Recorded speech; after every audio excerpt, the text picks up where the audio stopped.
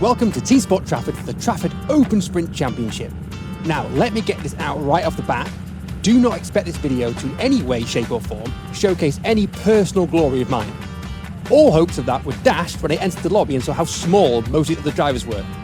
But maybe we'll still have a few laughs. So let me explain the event format while we poodle along at the start of the first heat. After being sorted into two groups, each group will take part in 6 8-minute heats where points are earned with 2 dropped rounds per driver. Each group then has a semi-final and the top 7 drivers from each semi will then compete in the grand final. Each race begins using a rolling start and your starting positions are predetermined for fairness. Now I'm surrounded by juniors, locals and lightweights. Meaning my goal is to not finish dead last in any of the heats or make a tit of myself. Now there's a lot of racing here, so I'll try and steam through each race and ensure the more important bits. What becomes a theme of my group is aborted starts. I'll only show this one, but I did learn something new, that this flag means that the start has been aborted. But after 2 aborted laps, we are off for Heat 1.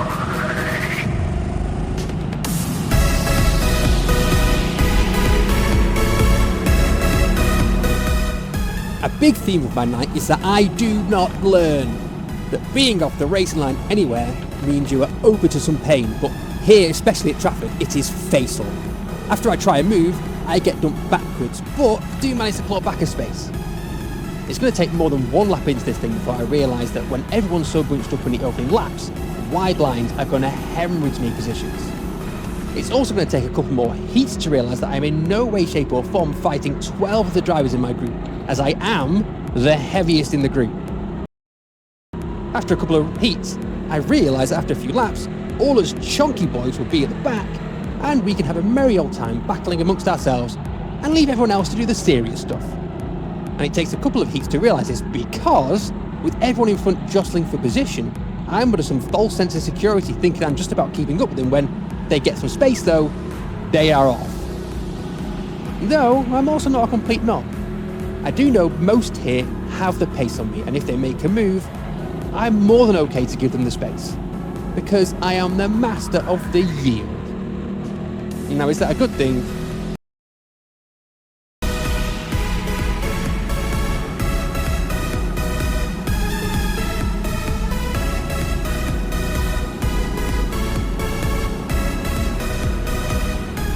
I do manage to get my nose ahead here for about 2 seconds. And the guy ahead here signals to work together, which I'm happy to do.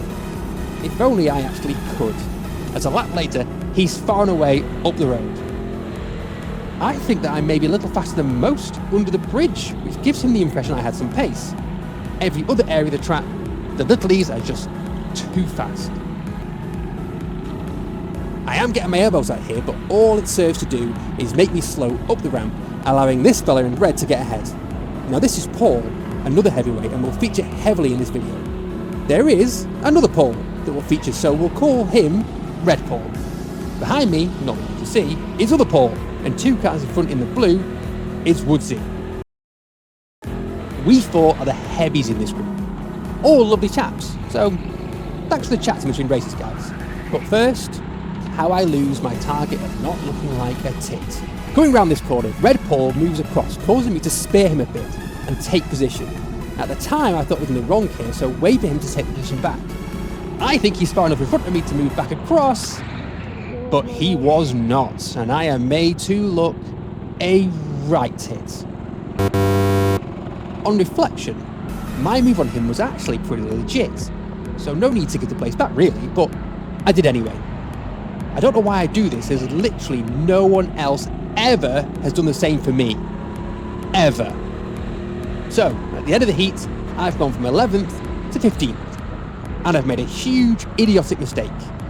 This is going to be a long night.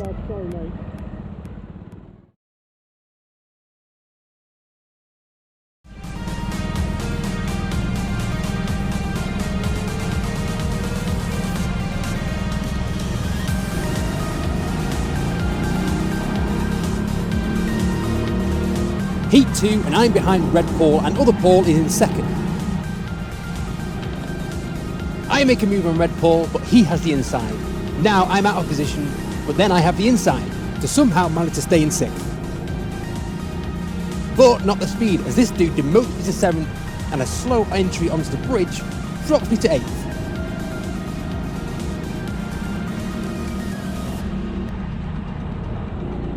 I'm then used as a brake into the final corner, so now I have someone on my inside who takes me under the bridge. I sense a repeat of Heat 1 here. Matthew So is now on my outside and there's an elephant-sized weight disparity between the two of us. He's got the drive into the next corner, and then because I have the inside of this left, I just about managed to hang on to 10th. I then need to take a defensive line before the bridge, but there's been a bit of a smoz, and for the briefest moments, I'm in 7th. But I am right off the racing line, so I drop down again.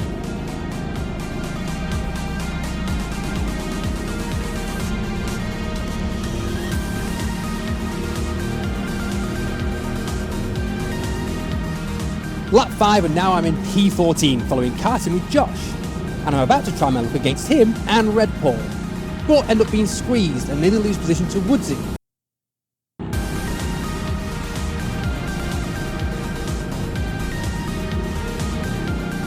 Josh gets past Red Paul and I'm just not close enough to go with him. For some unknown bloody reason I tried this switchback all night and not once did it work, for obvious reasons. I told you, I just don't learn. Paul then goes wide, so I get a nose in, but all it means is that I'm well off the line, allowing Woodsy through, because I'm an idiot. The most frustrating thing all night was that I am pretty sure I was faster than the other heavies around me, but my inexperience in racing on this track and the quick-fire heats meant I would allow gaps to open and then struggle to repass.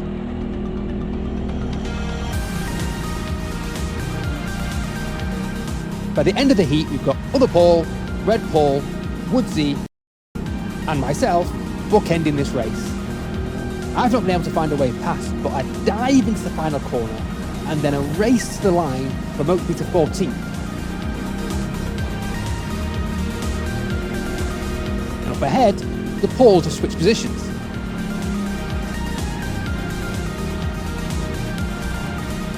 I think about a dive before the bridge, and then on the bridge, Paul places himself nicely to discourage a move, and I'm too far away for a dive into the final corner.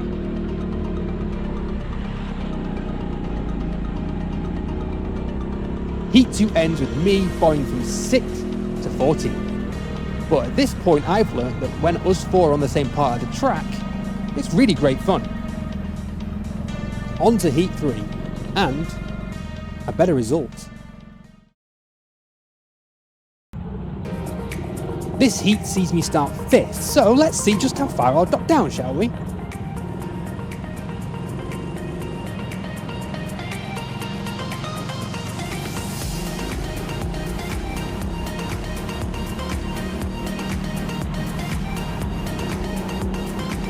I've seemingly learnt my lesson into turn 2, and just followed this guy's line, but I'm very scruffy through the next few corners, but as we hit the bridge section, we're still in 5th.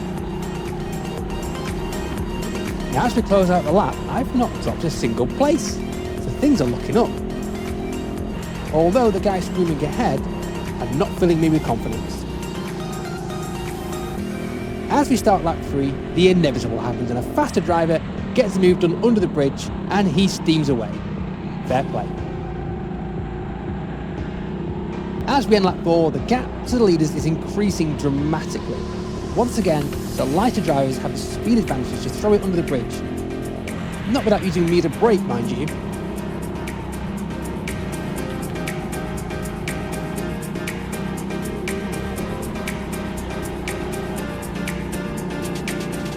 And this is kind of how this race continues, sticking in 7th with the gap in front of me, and, due to what I can only assume is shenanigans behind, a sizable gap to the guy in 8th.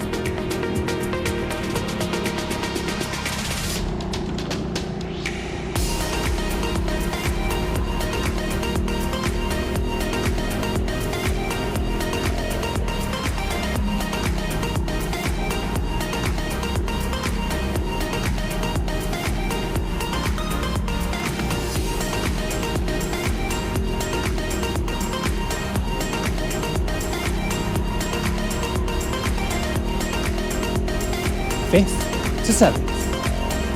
Success!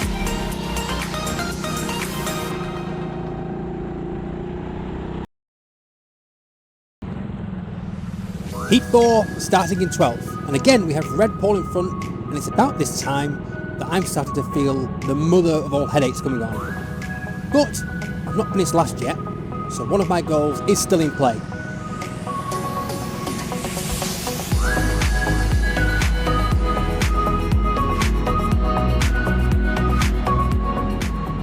I give Paul a light tap which opens the door on the inside for this gen, but I have the inside for T2, not that it matters. Then a load around the right throws me right off, but I still don't lose position.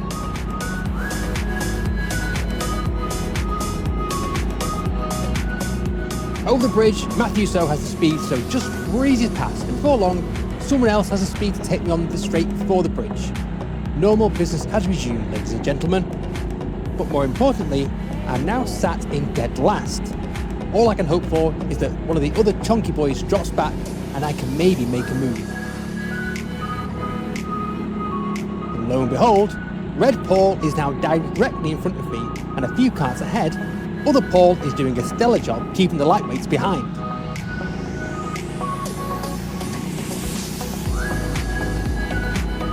But not for long. The three of us are now once again at the back of the race and down to our own little race.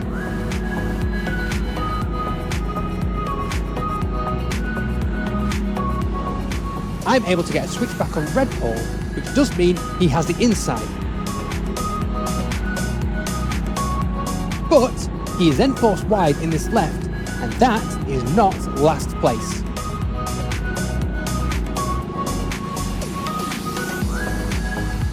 What happens next though is Red Paul bump drafting me around the track, trying to make me go for a move on other Paul, which all sounds good, but it does mean, on occasion, I'm bumped in the braking zones or turning points. Then, as we end lap 9, we see two drivers return to the pits, which I later find out was because of some on-track shenanigans that got them both disqualified from the heat.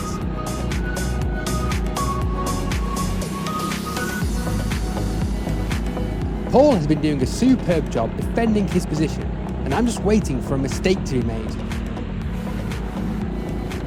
At the end of the lap, there's space on his inside, but I've not got the speed under me to do anything about it. But now it's the last lap, and I'm still looking for a mistake from Paul, which myself and no doubt Red Paul will try and capitalise on. Then it comes to the back straight. I'm level, and I think I've got the corner, but Paul turns in. We hit and are so slow up the ramp that Red Paul mugs us both. I then get squeezed and have to settle for 14th, so not technically last. So the dream is still alive.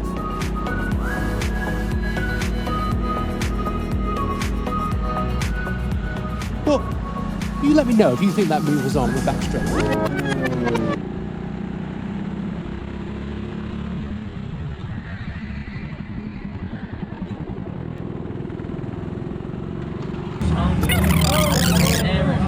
That move was on up there.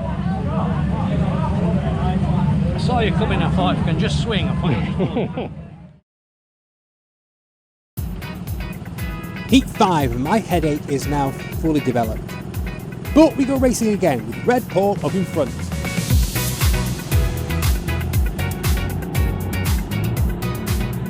Everyone going slow up ahead causing a chain reaction, but we maintain position.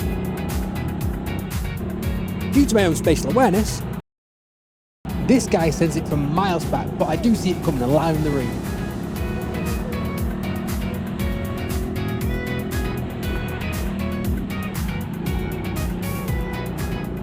I think I've got this guy in the number 1 cart sorted, because he's clearly experienced enough to hang it on the outside, to get the inside here and make the move stick. A lovely move that, now I think about it, is obvious.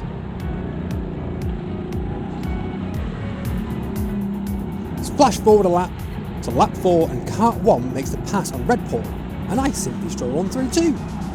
Up ahead of kart 1 is other Paul, so I'm thinking, if this guy up ahead can do the business, maybe I can mosey on through too.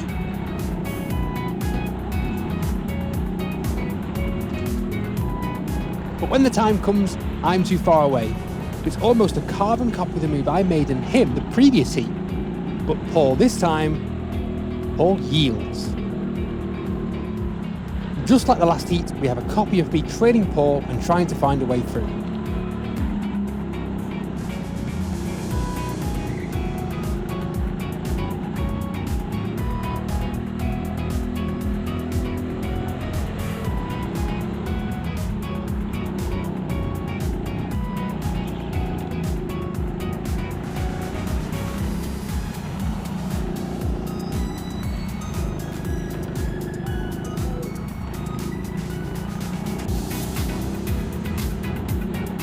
On lap 13, my time comes. He goes too defensive on the back straight, so now I've got the room to make this my position with a nice smooth entry onto the bridge as well.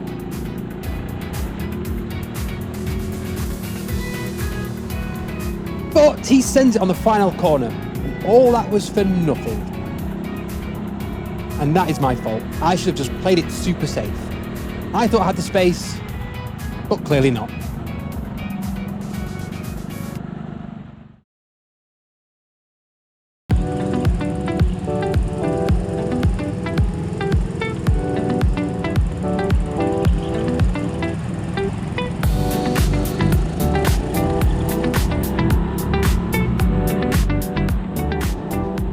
The sixth and final heat sees me start in third, and for 2 laps, that is where I stayed.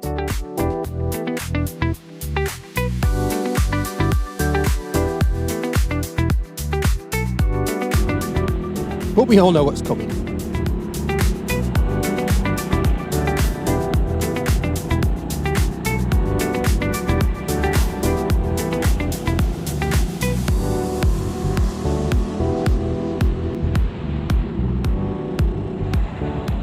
Let's just talk about this for a moment. Matthew So is literally swearing into me to discourage me coming back in. I just wanted to highlight that. Let's carry on with people overtaking me, shall we? Just a montage.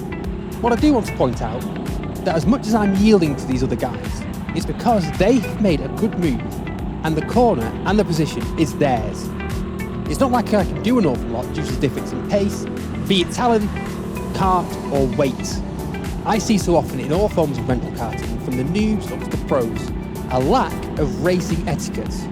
And yes, I could defend from these guys more. That's a given, and I own that. But I am also aware that they have made a good move. It's their position, and I know when to accept that and to yield. I just thought I should put that out there. So, I got done on that final corner pretty much every time. And on the last lap, yeah, I should just throw it in defensive lines. It's all experience, isn't it? But my comment earlier about racing etiquette still stands, especially to those junior drivers out there. And I've still not finished last.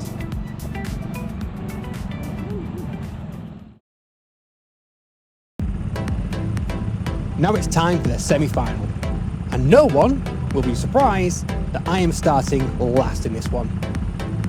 Can I continue to not finish last though? First, a marshal notices that something is up with my kart.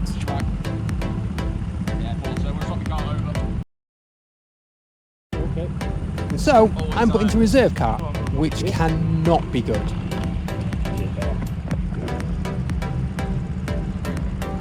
And then we go racing for the semi-final. Remember, the top 7 qualify for the grand final.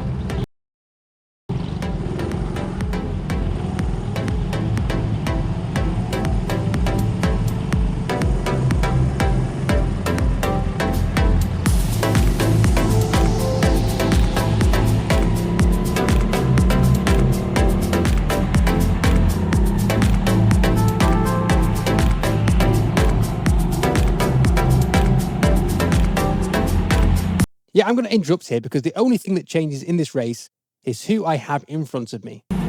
So I've got this dude in the orange, and then, at the end of lap 4, I've got karting with Josh, who I think is in the worst kart of the night. Unlucky for him. So for this race, my view is the green of Josh getting increasingly smaller.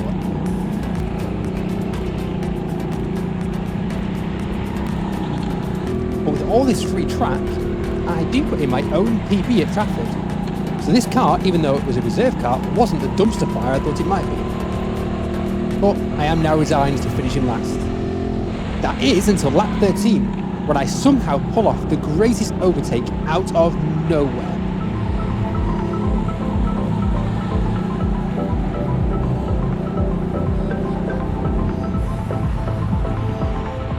All joking aside, I'm not last. I mean, I feel pretty sorry for whoever has been dumped on the back straight, but I am not last. I might finish this thing a bit of a tit, but I will not finish this thing having been last once. Victory.